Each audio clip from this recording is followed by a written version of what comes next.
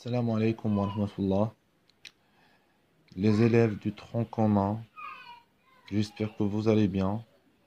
On va corriger ensemble la série numéro 2. Et on va commencer par l'exercice 1. Dans l'exercice 1, on a une fonction f définie par l'expression f de x égale 2x carré moins 3x plus 1. Et dans la première question, on veut montrer que le point A des coordonnées de 3 appartient à C de f. Dans ce cas, on doit calculer f de 2 et on va trouver que f de 2 égale 3. Donc, comme vous voyez, f de 2 égale 3. Donc, A des coordonnées de 3 appartient à C de f. Dans la deuxième question, on veut déterminer les points d'intersection de C de f avec les axes des repères, c'est-à-dire l'axe des abscisses et l'axe des orthonées. On va commencer par l'axe des abscisses. Pour déterminer les points d'intersection de C de f et l'axe des abscisses, on va résoudre l'équation f de x égale 0, c'est-à-dire 2x carré moins 3x plus 1 égale 0. On va calculer le discriminant delta. Delta strictement positif, l'équation admet deux solutions, 1 sur 2 et 1. Donc, le nombre des solutions de l'équation f de x égale 0 représente le nombre des points d'intersection. Puisqu'on a deux points, ou bien deux solutions, alors on a deux points d'intersection. Donc, le point C des coordonnées 1 sur 2, 0, et le point D des coordonnées 1, 0, sont les points d'intersection de C de F et l'axe OX. Maintenant, le point d'intersection de C de F avec l'axe des orthonées. Dans ce cas, toujours, il y a un point d'intersection de C de F et l'axe des orthonées. Dans ce cas, pour déterminer ce point, on va calculer f de 0. f de 0 égale 1, donc le point B des coordonnées 0, 1 est le point d'intersection de C de F et l'axe OY ou bien l'axe des orthonées. Et finalement, la troisième question, on veut déterminer les points d'intersection de C de F avec la droite Y égale 2. Dans ce cas, on va résoudre l'équation f de x égale 2. C'est-à-dire 2x carré moins 3x plus 1 égale 2, équivalent que 2x carré moins 3x moins 1 égale 0. On va calculer le discriminant delta. Delta égale 17 strictement positif. L'équation admet deux solutions, comme vous voyez. C'est-à-dire on a deux points d'intersection. Le point E des coordonnées 3 moins racine de 17 sur 4, 2. Et F 3 plus racine de 17 sur 4, 2 sont les points d'intersection de C de F et la droite Y égale 2. Maintenant, on passe à l'exercice 2. Dans l'exercice 2, on a une fonction f définie par l'expression f de x égale valeur absolue de x moins 1 plus valeur absolue de x moins 2 plus 1. La première question, on va exprimer f de x en fonction de x sans utiliser le symbole de la valeur absolue.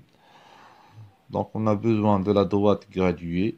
Donc, x moins 1 s'annule en 1 et x moins 2 s'annule en 2. Donc, on va représenter sur la droite numérique les solutions 1 et 2. Donc, d'après la droite, on a trois intervalles. L'intervalle moins l'infini 1, l'intervalle 1, 2 et l'intervalle 2 plus l'infini. Dans l'intervalle moins l'infini 1, x moins 1 et x moins 2 sont deux valeurs négatives. Dans l'intervalle 1, 2, x moins 1 positif et x moins 2 négatif. Et dans l'intervalle 2 plus l'infini, x moins 1 positif et x moins 2 positif. Donc, f de x égale moins x plus 1, moins x plus 2 plus 1, c'est moins 2x plus 4. Si x appartient à l'intervalle moins l'infini 1. Et f de x égale x moins 1 moins x plus 2 plus 1 qui est égal 2. Si x appartient à l'intervalle 1, 2. Finalement, f de x égale x moins 1 plus x moins 2 plus 1 qui est égal 2x moins 2 si x appartient à l'intervalle 2 plus l'infini. Dans la deuxième question, on va calculer f de 0, f de 1, f de 2 et f de 3. f de 0 égale 4, f de 1 égale 2, f de 2 égale 2 et f de 3 égale 4. Dans la troisième question, on va construire ces deux f. Comme vous voyez, dans l'intervalle moins l'infini 1, on a une demi-droite. Dans l'intervalle 1, 2, on a un segment. Et dans l'intervalle 2 plus l'infini, on a une demi-droite. Donc, pour tracer la demi-droite dans l'intervalle moins l'infini 1, on a besoin de deux points. Le premier point des coordonnées 0, 4, d'après l'égalité f de 0 égale 4. Et le deuxième point des coordonnées 1, 2, d'après l'égalité f de 1 égale 2. Dans l'intervalle 1, 2, on a besoin de deux points.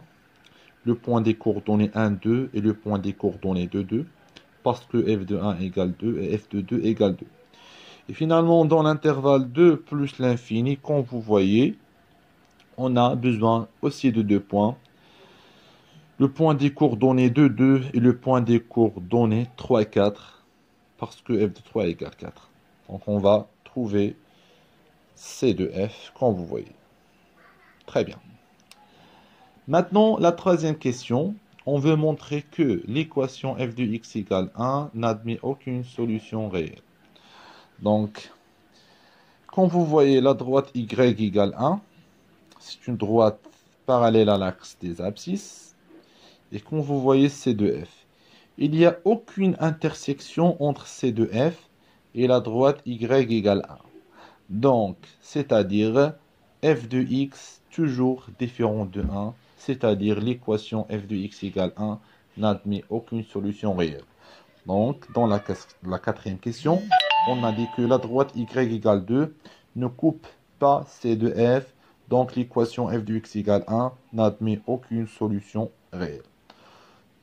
Et finalement, on va résoudre graphiquement l'équation f de x égale 6.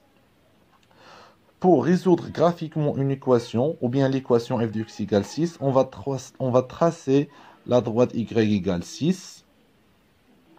La droite y égale 6 coupe C de f en deux points. Le premier point d'abscisse 4 et le deuxième point d'abscisse moins 1, c'est-à-dire quoi?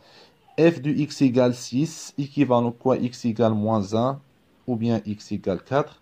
Pourquoi? Parce que la droite y égale 6 coupe C de f en deux points des abscisses moins 1 et 4. Donc cette équation admet deux solutions. On écrit S égale moins 1, 4.